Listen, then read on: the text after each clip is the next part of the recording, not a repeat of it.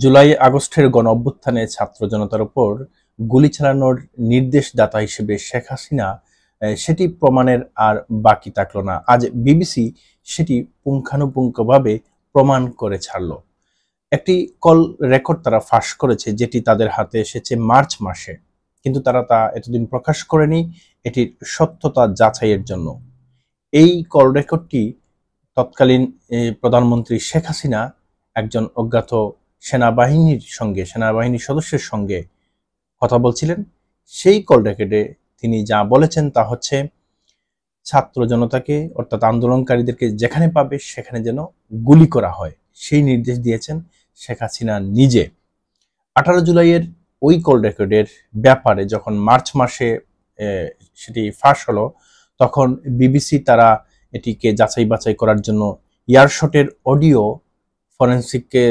ফরেন্সিকের কাছে পাঠায় এবং তারা শেখ হাসিনার শব্দ, ছন্দ, স্বর ও শ্বাসের শব্দগুলো তারা যাচাই বাছাই করেছে এবং সম্পূর্ণ যাচাই বাছাই শেষে বিবিসি বলছে যে এটি ফেক হওয়ার সম্ভাবনা নেই এবং কি এটি প্রধানমন্ত্রী অর্থাৎ সাবেক প্রধানমন্ত্রী শেখ হাসিনার নিজের কণ্ঠ ছিল এবং তিনি নির্দেশ দিয়েছেন সরাসরি ছাত্র জনতার উপর গুলি চালানোর জন্য।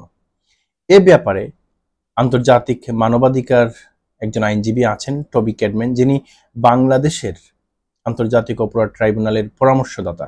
তিনি বলছেন, শেখ হাসিনার বিরুদ্ধে ছাত্র জনতার উপর গুলি চালানোর অভিযোগের সর্বোচ্চ প্রমাণ হচ্ছে এই কল রেকর্ড।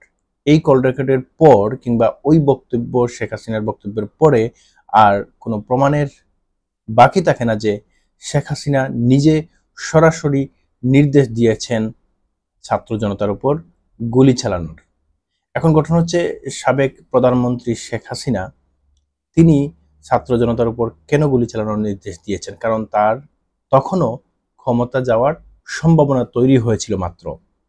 তিনি বুঝতে পেরেছিলেন ছাত্র জনতাকে যদি গুলি না করা হয়, তাদেরকে মেরে ফেলা না হয়, তাহলে তিনি আর ক্ষমতায় টিকতে পারবেন না। কিন্তু তিনি জানেন না যে একটা মারলে আরেকটা আসে, এরকমও অবস্থান তৈরি হয়েছিল, যার ফলপ্রসূতে তাকে বাধ্য করা হয়েছিল দেশ ছেড়ে ভারতে পালিয়ে যেতে। এবং এই যে ছাত্র জনতার উপর গুলি চালানো হলো, ছাত্র জনতাকে হত্যা করা হলো, তার বিচারের জন্য আজ প্রায় 1 বছর থেকে অপেক্ষা করতে হচ্ছে। 1 বছর থেকে নানান প্রমাণাদি আন্তর্জাতিক অপরাধ ট্রাইব্যুনাল সংগ্রহ করছে, কিন্তু এই যে বিবিসির এই কল রেকর্ডটি, সেটির পর আর বাকি থাকে না যে প্রধানমন্ত্রী সাবেক তিনি সরাসরি নির্দেশদাতা এবং অপরাধী হিসেবে চিহ্নিত হয়েছেন। এখন জাতি দেখার অপেক্ষায় আছে এই নির্দেশনা পাওয়ার পর, যে অডিও ফাঁসের নির্দেশনা ছিল সেটি পাওয়ার পরে আন্তর্জাতিক অপরাধ ট্রাইব্যুনাল বিচার আর কত ত্বরান্বিত করতে পারে।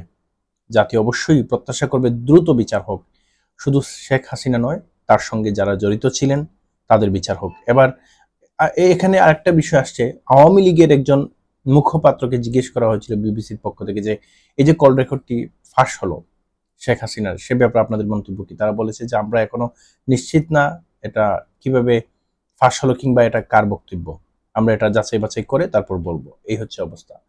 আর বুঝতে বাকি নেই যে শেখ হাসিনা নির্দেশ দিয়েছিলেন, যেটা জাতি জানতো আগে, কিন্তু বহির্বিশ্বকে দেখানোর জন্য একটা প্রমাণের প্রয়োজন ছিল, সেটি এখনো পরিষ্কার হয়ে গিয়েছে।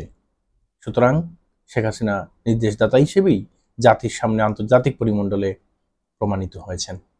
আল্লাহ হাফিজ।